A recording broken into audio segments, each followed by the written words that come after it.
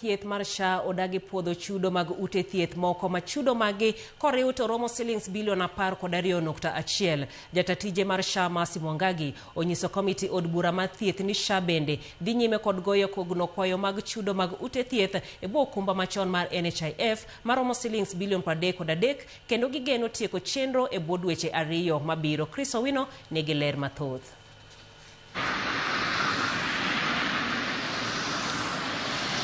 E kinde ma ute thieth mopogore opogore chielo okumba mar SHA gi tonge kuom deko miyo gi chudo, okumba mar SHA yango ne gikwedo kwayo mag miriambo maromo bilion 12.1. Jatatije maduong' mar SHA Dr. Mwangangi lero ni kwayo makamago ne owit oko bang' ute thieth mane ochwalo gi rem pedho obok kata neno madwarore. A facility is flagged and particularly is distinguishable between an administrative error vis-a-vis fraud. In the contract, they laid out contractual terms. We do not continue transacting with that facility, and that facility is actually switched off in the provider portal until the investigation is done, and it's laid down in our contracts, the investigation process and the period, and the case is determined. If you close a facility in Wasingishu today, and it was serving maybe 200 people in a week or a day, you have created suspicion, you have adjudicated them, you have adjudged them that they are guilty, and that is why even patients will not go back even if it reopens because they think it has been declared not working and it is a corruption zone. Mwangangi yango ni thoth ute thieth mane ochwalo kwayo makamago benene olor ikindi ma sirikal dhi nyime kotimo nonro mar kawo negi okang' mager. E komachielo, Mwangangi onyiso komiti od bura mar Senate mochung' ne weche mag thieth ni okumba mar SHA pod goyo kogno kwayo mag ute thieth mag ute lamo maromo bilion 7.6 kod ute thieth madongo mapacho kae maromo bilion 12.9 kaachiel kod bilion 24 mag ute thieth mag ji giwegi. No.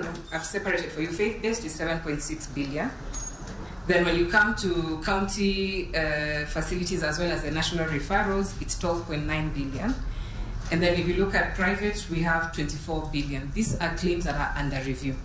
They're currently in different stages of review within the authority. E ukenge mag tieko goyo kogno kwayo mag ute thieth mapiyo, okumba mar SHA ondiko apisas manyien 98 madhi telo ne chenro makamano. It's just about 3 or 4 weeks ago. I now have 98 claims officers.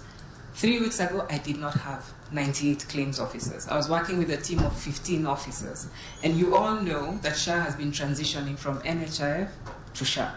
We have now completed our recruitment process. Ewi ng'ur ma osebetie ni SHA kawo thuolo malach e nono kwayo makamago motelo ne miyo ute thieth chudo.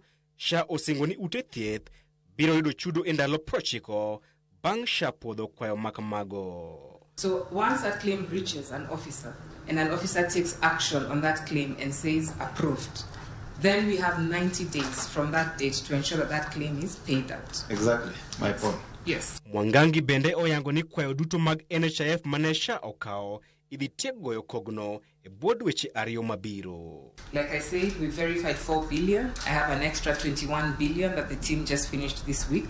They still have about 6-7 billion to go. And once that is completed, and we aim to finish this in the month of June, mid-June, we will then be able to completely table a report that is very clear on NHIF debt. Chris Owino, Ramogi TV, Nairobi.